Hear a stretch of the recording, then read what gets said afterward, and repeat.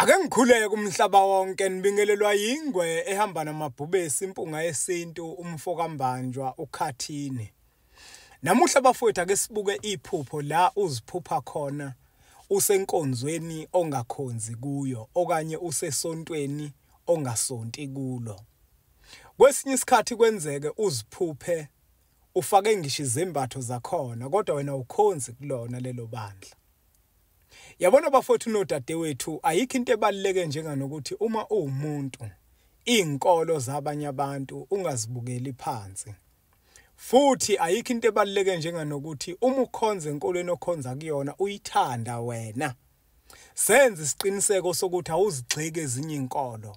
Wakho udonga phambi kwakho lokuvimba ukuthi angeke wena ukwazi ukuya kwezinye izinkolo. Uzoba nenkinga mawunjalo. Ngoba uma uphupha ukwenye inkonzo ongakhonzi kuyo lokho kusuke kukuvezela ukuthi egazini kuwe okanye emathongweni akini kunomuntu othanda lenkolo, kunomuntu owayehamba lenkonzo osayithanda namanje okwembethe wena uyadinga ukuthi nawe uhambe uyonyathela kuleya nkolo unyathelela yena. Uyadinga ukuthi wembathe lezazembatho wembathele yena. Ukuthola ukuthi kunomuntu okhonza enkolweni akhonza kuyona.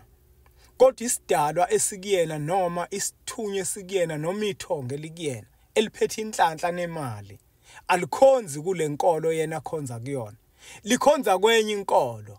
Liyafika ngezibonakaliso lethongo limvezela ukuthi akuhambe onyathela lapha.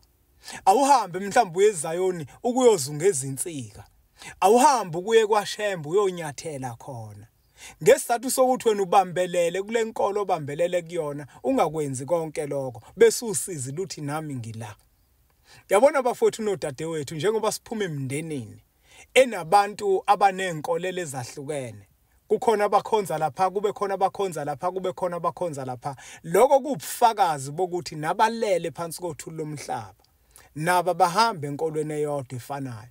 Uma wena uzobukela phansi ezinye izinkolo wakho udonga lokuvimba ngoba kusasa abantu abadala bazokuvezela ukuthi wena uyadinga ukuthi uhambe uye lapha kulela bandla.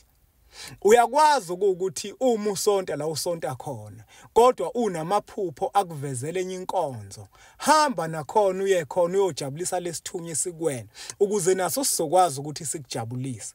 Hayi lento yokuthi wena uzobambelela enkolweni yakho wena. Uthi wena uyingena indaba yezinye izinkolo. Kodwa isithunywe sikwena sona siyayingena indaba yezinye izinkolo. Ukuze sizokwazi ukuthi sikukhanyisele kubalekile ukuthi usenze isiqiniseko sokuthi uyahamba uyonyathela khona kuleyo nkolo isithunywa sakhe sikubizela kuyona. Ngoba mawungeke uzuye khona uzohlupheka uthandaze lana kule nkolo kuyona kanti vele lesidalwa esakuletha la kule nkolo kuyona asinayo imali. Kodwa isidalwa esinemali ilese sikukhomba lapha kuleya nkolo wena oyibalekelayo owazi wakho udonga wena phambi kwakho wavimba ukuthi wena usoze waya kwezinye izinkolo. Asiyekenike bafowethu ukugxeka izinkolo ezikhona. Inkolo yakhe inkulu kuwena hayi kwabanye abantu. Nabanye abantu ezabo zinkulu kubona. Musa ukwakha udonga phambi kwakho ngoba kusasa kuzokuphoqa ukuthi hambe lapha kuleya nkolo ungasazi ukuthi uzoya kanjani ngoba wena inkolo wayigxeka.